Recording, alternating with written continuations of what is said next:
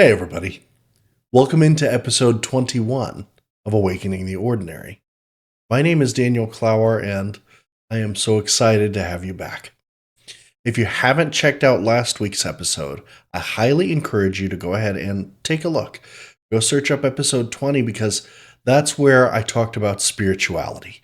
I basically just kind of laid the foundation for what exactly spirituality was to me to hopefully get us on the same page. I recommend that you go check that one out first because this week's is going to be sort of parallel to it. In this week's episode, I am talking about the awakening experience.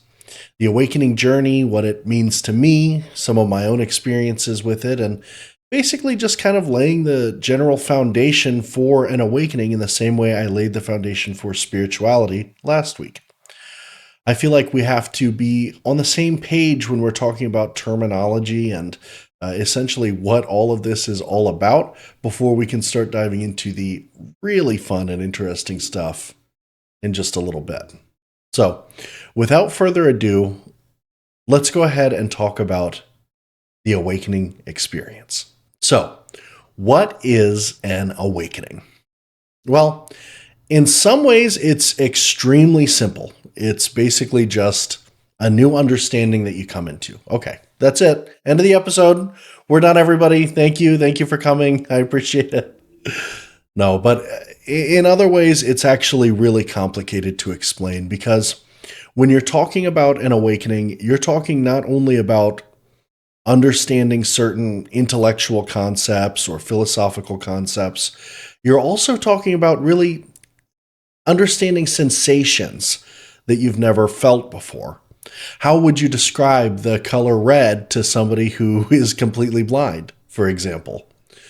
But that's kind of what we have to do to talk about what an awakening is. In the simplest terms possible, an awakening is basically when you take on a new worldview or perspective or understanding that adds a new layer to your existence. I would describe it sort of like when you're playing a game and all of a sudden a brand new mechanic is introduced that just completely changes how everything is played. But I know that sounds a little confusing and maybe a little ethereal, so I want to give you some real world examples. Have you ever heard of the word sonder? Sonder is an interesting word because it explains an entire sensation wrapped up in one word, sort of like a schadenfreude, if you've ever heard of that. Sonder is essentially the experience of coming into an understanding that everybody around you is living as vibrant and complicated and beautiful a life as your own. That they have all of their own individual stories.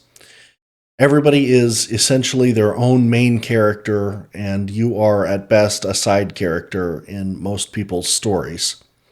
It's just essentially coming to the realization that other people are actually people. Now, most people first experience sonder when they're a child. They come to the realization that, wait a second, all of my friends at school, they're not just here at school with me. They go home and they have other experiences and brothers and sisters and parents, and they get into all sorts of trouble and do all sorts of things. That's normally how development goes. You experience sonder as a child. It's part of developing essentially your ego, your understanding of your place in the world. Some people don't undergo sonder. They never experience it, or they don't experience it until they're an adult. Those people are basically narcissists. If you don't have the understanding that everybody around you is truly a person with their own complicated and beautiful life, then there's really almost no other word for it. You're basically a narcissist. Now, I would say that if you experience sonder for the first time, that is an awakening.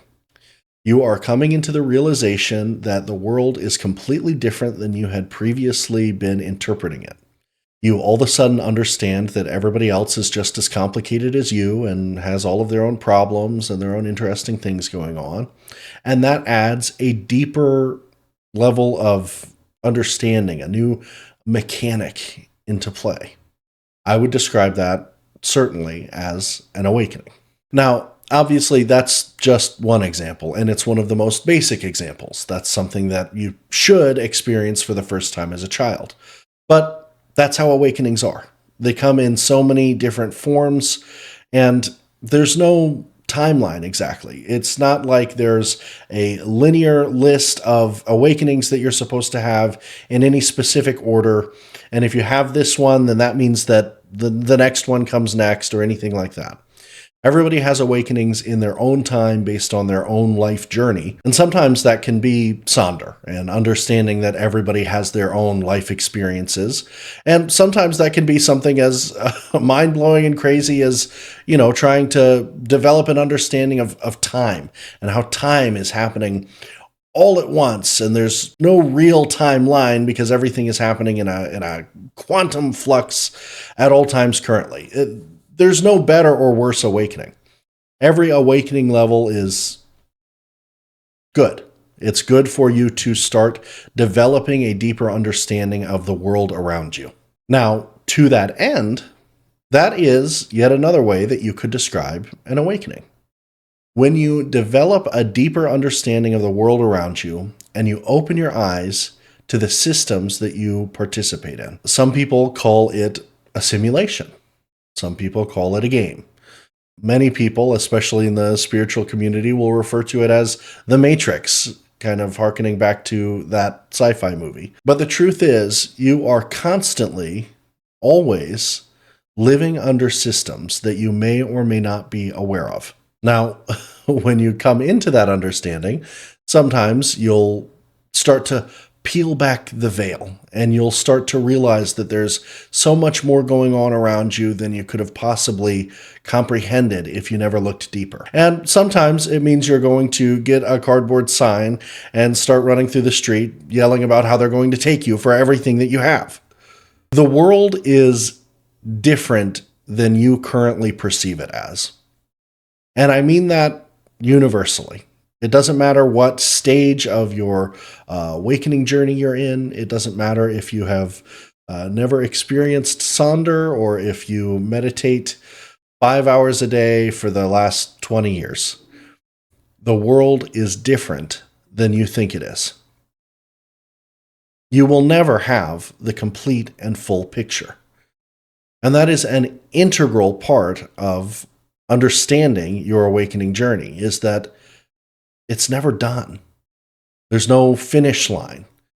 You don't suddenly understand something and all of a sudden you're now enlightened and you're there and you're all done now and you can just move on from this mortal coil. No, everything in this world is wrapped up in layers upon layers of imagery and metaphor, scheming and lies, and of half-truths, of beautiful wording. But the fact is that no matter where you are, there is a deeper layer to whatever you want to look into.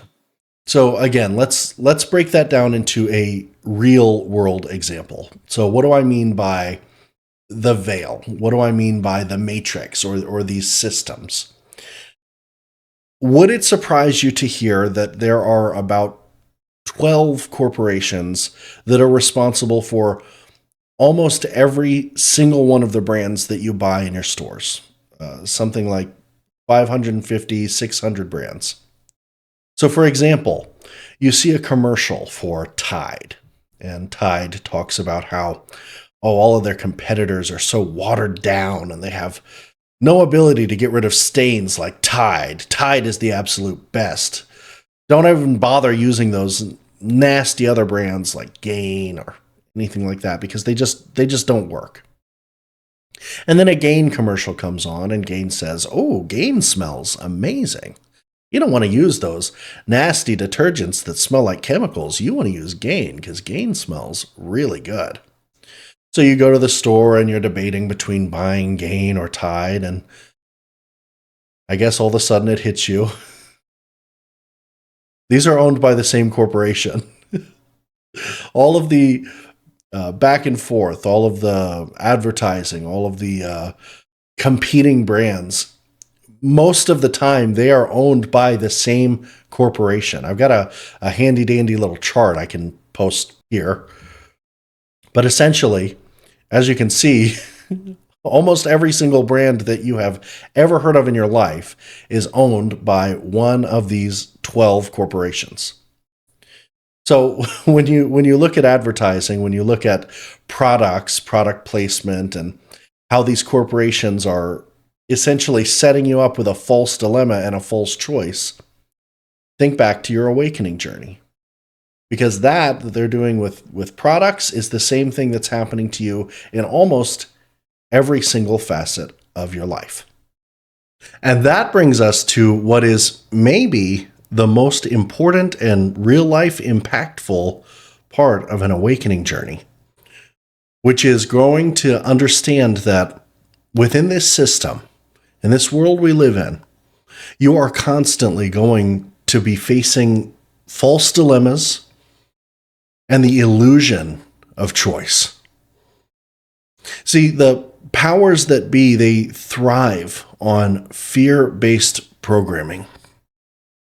They crave the status quo. They relish it like a drug. And they don't want you thinking deeper about things. They have basically a vested interest in essentially ensuring that you are never completely healthy, never completely happy. You're always dealing with some inconvenience, some upsetting thing, something that bothers you, because they need to be able to separate you from your energy. Whether that means having you work for them, whether that means having you give them your money, which is essentially the most physical and real version of an energy transfer that this world has. Let's dive into it.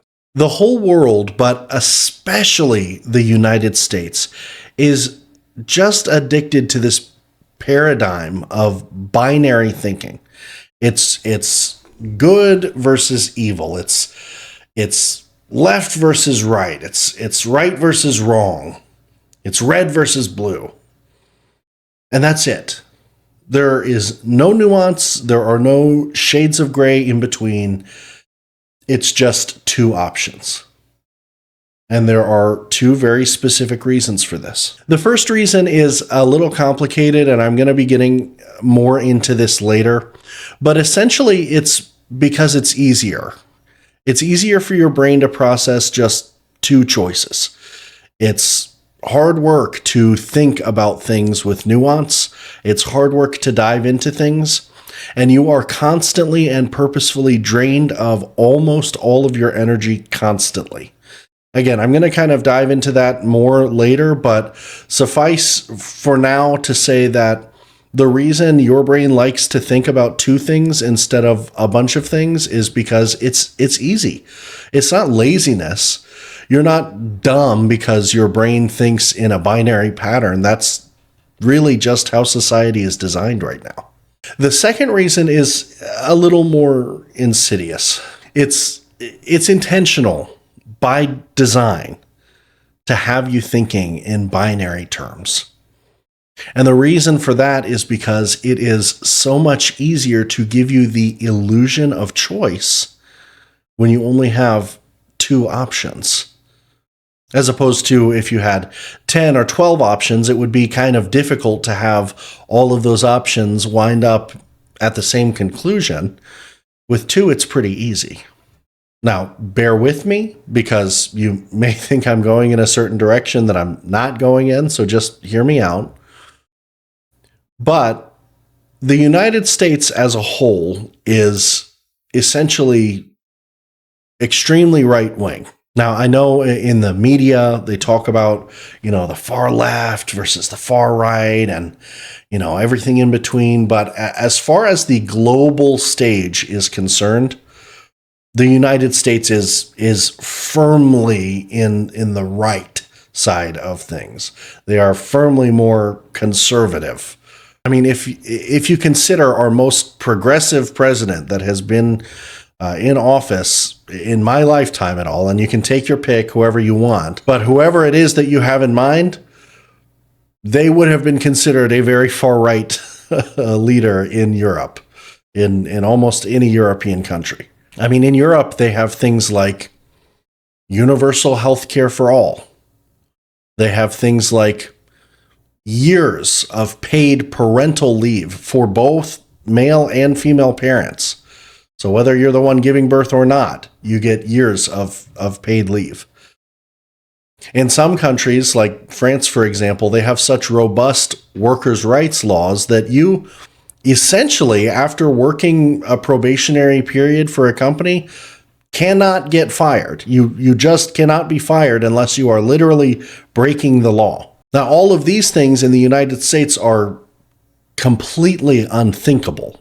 In Europe, it's just everyday life, and it would be essentially unthinkable to not have those. I mean, most European countries, they don't have a concept of sick leave, for example. It's just paid leave. You just can take it. If you're sick, they don't want you to come to work. They want you to stay home and not get other people sick. So they'll pay you to stay home if you're sick. They don't necessarily require doctor's notes and stuff like that. Even in the case of like long-term illness, most European countries, you can take long-term sick leave. It doesn't count against your, holiday time, vacation time, and you can get paid. It may be paid less than your full wage, but you can take months and months and months off of sick leave if you need it, and you'll be okay. Again, that's something that is in the United States would be considered just wildly radical, just completely out of the realm of feasibility or possibility. If you tried bringing up any single one of those things as like a bill, you would be considered a radical, capital R, laughed out of the building type radical. But again, these are just everyday life experiences for people in Europe. It's not unusual whatsoever, and they find it extremely unusual that we don't have those things. And it's not like you can blame one party or the other for that either. Both parties would absolutely laugh you out of the building for trying to say that everybody who has a kid should get 2 years of paid parental leave. Again, it sounds completely like farcical. It sounds like ludicrous, alien, but that is everyday life in many European countries. And I mean, don't even get me started on minimum wage. If you wanted minimum wage to reflect what it was initially intended for, which was one person working a full-time 40 hours a week job, being able to provide for a family of 4 and buy a house, you would have to have minimum wage at like $60+ an hour. And again, like that is so, like, we're fighting for $15 an hour and it's a huge fight. Like there is no realm of possibility where $60+ an hour would be signed into law as the United States minimum wage. And again, that's not really a left versus right thing. That is both parties, Republicans, Democrats, everybody in between, would laugh you out of the building for saying that. In the United States, we have this illusion of choice. It's the Democrats and the Republicans, and they're so wildly different. They're completely different. You could never even imagine 2 more different sides, when in reality, they're both, pretty firmly on the right wing side of things. They're not really all that different at all. In fact, a lot of people in the kind of, I guess, spiritual community, conspiracy community, awakening community, whatever you want to call it, they basically refer to them as the uniparty, because I'm not trying to put on my like enlightened centrist cap here or whatever, but in a lot of ways, they are both the same. They don't really have your best interest at heart. They really want to accomplish their own goals. Let's rewind a little bit, because I mentioned you're put into a survival state. And that's a big claim. I mean, survival, that's a pretty big word. Survival means you're kind of afraid for your life. But I'm telling you, yes, you are put into a survival mindset. So let's do a thought experiment for a second. Let's pretend like in your life there is somebody you know reasonably well. You're not friends or anything, but acquaintances. And let's pretend for some reason they have been given the ability to take away your home, take away your car, take away all of your possessions, and basically just kind of kick you out onto the street. And they can do that for no reason. They don't have to have a reason at all. So now imagine that you came to a deal with that person. And you said, okay, I will agree to go and drive over to where you live, and I'll be there by 8 o'clock sharp. And I'll stay until 5 p.m., and I'll pretty much just kind of do whatever you tell me to. You don't have to do what they tell you to. Yeah, of course. You don't have to. You're a free person. You can do whatever you want, right? But they could, for no reason at all, just decide to take away all of your stuff and leave you completely homeless. Well, I assume you probably got what I was getting at there with my extraordinarily heavy-handed analogy, but that is the 9-to-5 system that we work in right now. That is capitalism manifest. You are forced to show up to a job 5 days a week and basically just kind of do whatever you're told. If you don't want to do it, okay, that's fine. But they can just fire you. And they can do it for any reason at all. The worst bosses will make sure you know that on a regular basis. They'll be happy to remind you that, there are plenty of people lining up for jobs right now, and plenty of people would be more than happy to be here. So if you don't like it, you can just leave. But the truth is, right now, in the modern day United States, we have come to a point where there are fewer jobs available than there are people looking to work. It's the first time this has happened in a very long time, and it's not a great economic indicator. So when I say people are in a survival situation, when I say that they purposefully put you into a survival mindset, I mean exactly that. And I mean it literally. They put you into a position where your back is against the wall.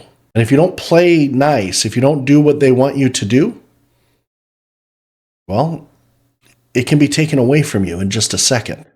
Okay, so that all sounds pretty grim. It sounds gloomy. It sounds horrible. Why would I ever want to do this awakening thing? It's awful.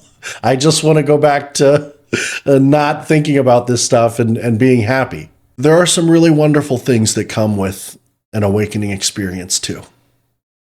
Because when you undergo this awakening experience, when you start to pierce the veil, when you see past the illusions and the false choices, that's when you really, truly start to live.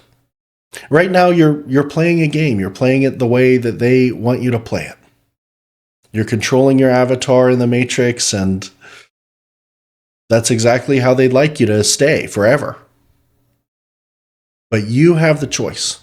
When you open your eyes, you can't close them again. You have seen things now that you can't unsee. And to that end, just like with last week's episode, I want to give you some real-world sort of examples. In the last episode, I talked about a controversial teaching that Jesus gave that you won't hear about in most churches, where he said that you and I are gods. Well, in this week's episode, I want to kind of share some behind-the-scenes things that happened that you may not know about. You might call them conspiracies. But every one of these conspiracies turned out to be true. Now, first of all, just to lay the groundwork, there is sort of an internet myth or rumor going around that the CIA invented the term conspiracy theory. That's not true. The CIA did not invent the term conspiracy theory. However, in the 1960s, they did purposefully co-opt the term conspiracy theorist to try and paint it in a bad light. They essentially went on a campaign to make sure that anybody who was spouting conspiracy theories was seen as illegitimate. It's documented and referenced, and by the way, everything that I'm going to be talking about upcoming here is documented and you can reference back to it. But essentially, they ran a campaign to sort of release false information, crazy information. The moon is made out of cheese type stuff, label it as a conspiracy theory so that whenever people saw something like that, they would go, oh, well, if that's nonsense, which obviously the moon's not made out of cheese, that's nonsense. Of course, it's an alien egg. Everybody knows that. Then all of this other stuff is probably nonsense too, and it's best to just completely ignore it all. So I just want to kind of get that out of the way first, because that's something that I see coming up a lot in videos and stuff that talk about this. But I want to talk about a few certain instances where things were not as they appeared. This is both stuff that the government did and stuff that corporations have done. And I just want to be clear, I'm telling you this stuff not to scare you, not to make you uncomfortable or feel bad or paranoid or anything like that. In fact, a big part of the awakening experience is understanding that once you're aware of this stuff, you really don't have to be afraid of it. Once you see things as they truly are and not as they are presented to you as, you have that knowledge. To rely on an old cliche, knowledge is power. When you have this knowledge, you don't have to be afraid of being tricked or anything like that anymore, because you know now. You can look deeper into things. You can hear something that sounds crazy and then rethink it and change your perspective a little bit. It's a process. It takes time, and there's layers and layers and layers to it. But when you start on the journey, you can't really stop. Again, a couple of examples here of conspiracies or things that were just veiled in a way that made them seem like something they weren't. And this is just to kind of get your mind working and understanding how things really are, or maybe how you should start to kind of dig a little deeper into things. So first of all, I want to talk about something that it just really rests heavy on my heart, and I'm not sure why. And maybe I'll talk about this a little more when I talk about my own kind of awakening journey, because I really would love to share that with you guys. But this is a big thing that just really, it sat like a stone on my heart ever since I learned about it. And it's something that I don't think they really teach much. I haven't really heard people talk about it. But again, it's something that it's well documented. You can look it up. None of this stuff I'm talking about is made up here. So I want to talk with you guys about the Tuskegee syphilis study. So this is a study that started in 1932, and it went on for 40 years. It ended in 1972 because a whistleblower came out and released a lot of information about this. This was a completely secret and unknown program to the general public. 600 African American men were admitted to the Tuskegee Health Institute. They were tested for diseases, and it turns out they had syphilis. They were not informed that they had syphilis. They were actually told that they had bad blood. And the Tuskegee Health Institute offered them free lunch, free health care, and burial insurance to come in for regular checkups for their bad blood. Because the Tuskegee Health Institute knowingly withheld medical information from these men, syphilis is a highly contagious, highly transferable disease. So they knowingly put not just these men at risk, and yes, these men suffered from debilitating medical conditions, horrific mental health problems, and many, if not all of them, died younger than they should have because they didn't get the intervention that they needed. But they also put these people's partners and their children at risk. The Tuskegee Health Institute knew exactly what they were doing, but they wanted to measure the effects of syphilis on African American men. They wanted to see what would happen. So even though the treatment for syphilis was well known by the 40s of just giving them a certain course of antibiotics, they didn't do that. And nobody would have known about it except for a whistleblower coming clean in 1972, 40 years after that program started. So for literally generations, researchers were keeping this a secret. And this was not a one-man show. Every single person working on this project knew exactly what was going on. They hid that information. Now, the second one I want to talk about here is I want to talk about this because a lot of people have heard of it and think that it is actually just a conspiracy theory. They think that this thing never happened and it's just kind of sci-fi stuff. I have talked with multiple people who did not realize that this was real. This actually happened. It is documented. I want to talk about MK Ultra just a little bit. Now, if you are familiar at all with MK Ultra, you know how deep the rabbit hole goes, how there were spin-off projects, untold hundreds or thousands or tens of thousands of people affected. I really can't even get into all of that. That would be an entire episode on its own. But I just want to give you the basics. From 1953 to 1973, so for 20 years, the CIA was running experiments on US citizens and Canadian citizens. These experiments were designed to essentially figure out enhanced interrogation techniques, literal mind control, and essentially how to just break down a person's ego, transform them into somebody else, basically. Useful for things like making a sleeper cell, for example, or like in movies where you see somebody say a certain series of code words and then it like activates something in somebody's brain where they go, knock somebody off or whatever. That is based on MK Ultra. So they used experimental drugs like LSD, a synthetic scientific lab drug. They used psychological torture. They used fringe psychotherapy on unsuspecting US and Canadian citizens. Now, we don't know exactly who was affected by this. The program stopped because an investigation was started. The director of the CIA at that time ordered all of the paperwork to be literally burnt. So we lost almost all of the records of exactly what happened in MK Ultra because they were afraid they were going to literally prison for committing war crimes on Canadians and American citizens. So they ordered it all to be burnt. Hide the evidence, flush it all away, and let's just shut up about this. There are some people that are theorized to have been involved. Whitey Bulger, for example, Ted Krasinski, the Unabomber, Charles Manson, a lot of the big name, horrible people who ended up doing some really terrible things.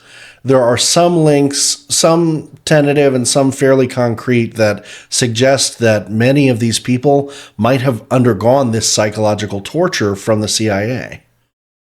The only reason we know about any of this is yet again because of a whistleblower. In 1975, 2 years after all of the documents were burned, a whistleblower came forward, had some documents, and we were able to figure out in general what happened. Now, you may be thinking, gee, if the only reason that program stopped was because an investigation was underway and they almost got caught, I wonder if they're doing other stuff that we just haven't found out about. Then shut up. Stop thinking. No more thinking for you. You've had a little too much to think, young sir or madam. And again, I know this stuff can seem scary, right? Like you can't even trust your own government. But the truth is, again, just being aware of this stuff, just opening your eyes to it is the point. Once you can just even know that this sort of stuff goes on, it opens up different avenues of thinking, different perspectives that you never would have experienced otherwise. And I guess I'll go ahead and just briefly mention the very last crazy conspiracy that turned out to be true from the government, Operation Northwoods. Operation Northwoods is an event that happened in 1962, where essentially the U.S. Department of Defense cooked up some plans to implement false flag attacks on United States citizens and blame Cuba for it so that we could launch into a war. A false flag attack is when you essentially attack either your own people or your allies and you make it look like somebody else did it. So in this case, it was going to be that the U.S. would shoot down some passenger airliners and make it look like Cuba shot them down. And at the same time, they were going to like plant some bombs in buildings and make it look like Cubans did it, Cuban terrorists, so that we would have an excuse to go to war with Cuba. JFK was the president at the time, and we are definitely going to be talking about him later. I promise, especially if we go down this conspiracy rabbit hole, because there's a lot to talk about there. But luckily, he was the president at the time, and he didn't sign off on it. But just the fact that the government was willing to come up with and implement these false flag attacks on their own people to get into a war it's crazy. I mean, that doesn't sound like real life. It doesn't, but it was. It was actually real life. It really, really happened. It's not just like the government doing these secret, nasty things and lying to you. Corporations are doing this constantly. And I'm going to be pretty brief here because it's too much, really. I just wanted to talk about, I guess, 3 of the big hitters that have been on my mind. The first one I think everybody's really familiar with. It's the fact that the tobacco industry lied to consumers for decades about the risks of using tobacco, of smoking cigarettes specifically. And they used to advertise to children. They used to say not only was it not bad for you, it was healthy for you. It was good for you. And internal documents suggest that tobacco companies knew for a fact that it was bad for you. But they would pay unethical researchers to show the opposite.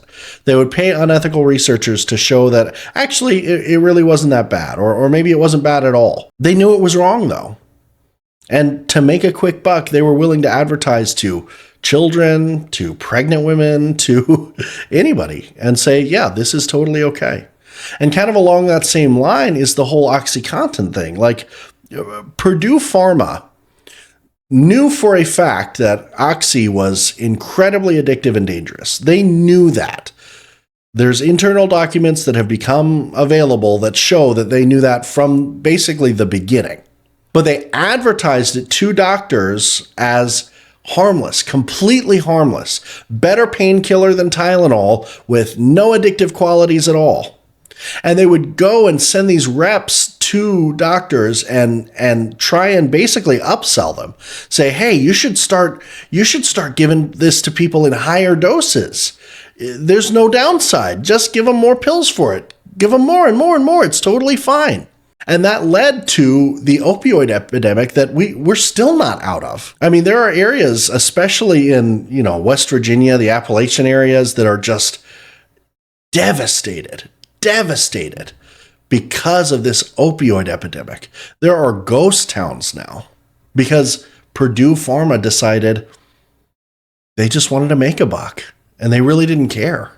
And then the last one I want to talk about, it's a little bit different because this one really keys more into kind of the perspective of things. Obviously, companies selling things that are unhealthy and pretending like it's not that bad, that's a tale as old as time. That has been happening forever. It's going to keep happening forever. Corporations have a fiduciary responsibility to make as much money as possible to enrich the shareholders, and they're willing to go to unethical lengths to do so. We know that. That's not a big revelation for most people. If it is, welcome. Welcome to the club. I'm happy to have you. This one is actually a lawsuit that most of you have probably heard of.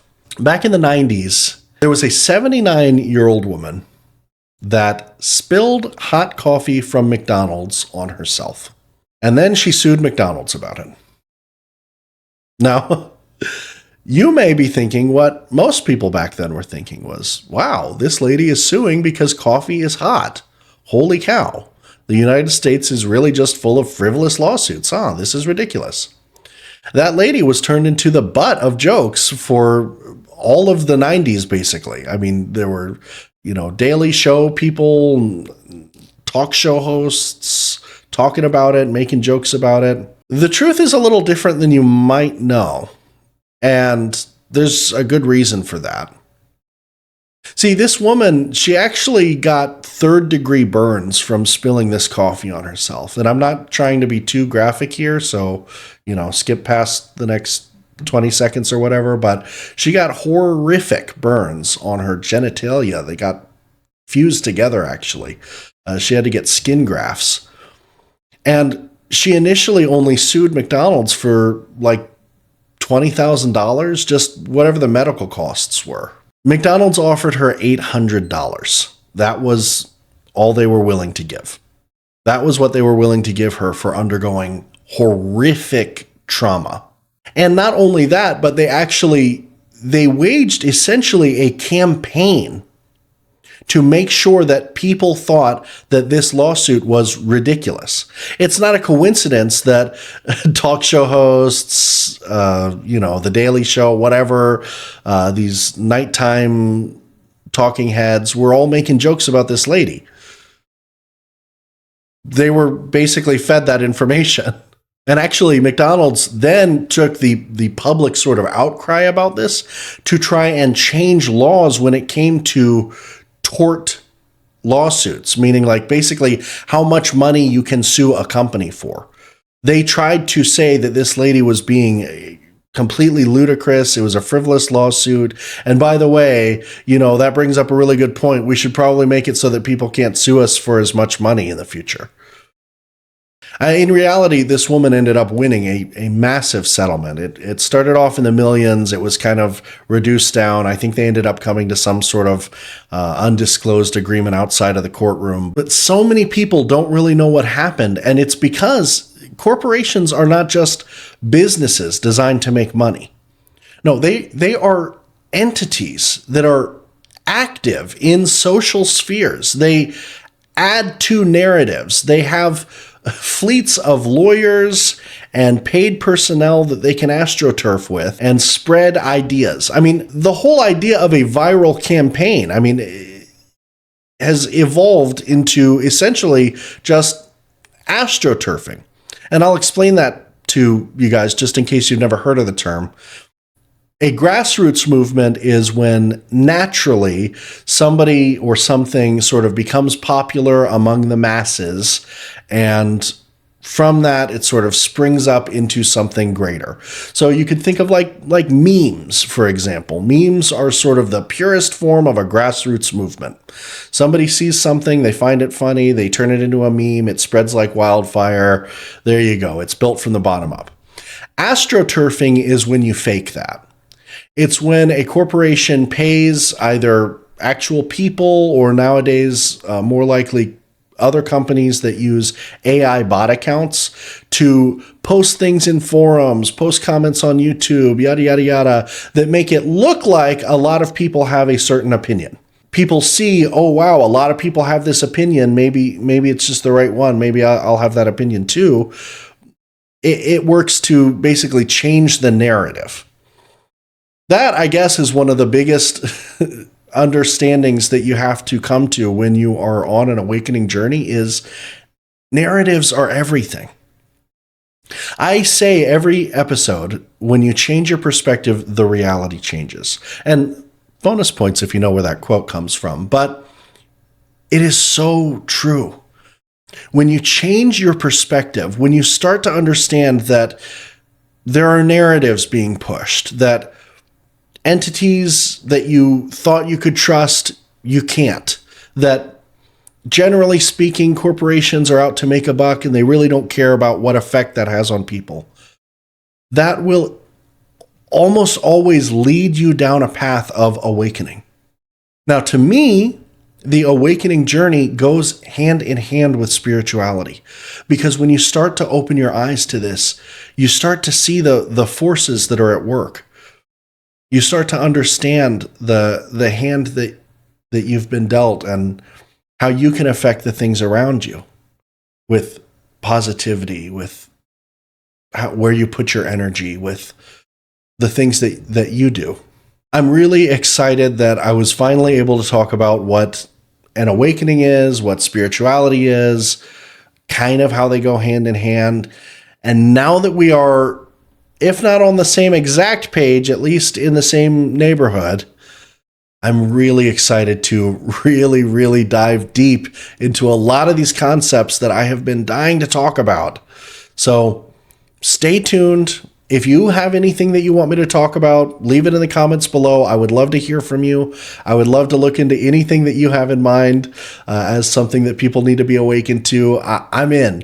Let me know. I would love to do some research and find out about that. But otherwise, thank you so much for tuning in. If you'd like to join our community in the Discord, I've got a link for that below. If you want to buy me a sandwich, I've got a link for that too. And my TikTok is down there too. I post pretty much all of my shorts on TikTok, and I plan on posting some other short form sort of media on TikTok later as well. So make sure you subscribe to me there. Thank you so much for joining, and don't forget, when you change your perspective, the reality changes. I'll see you soon.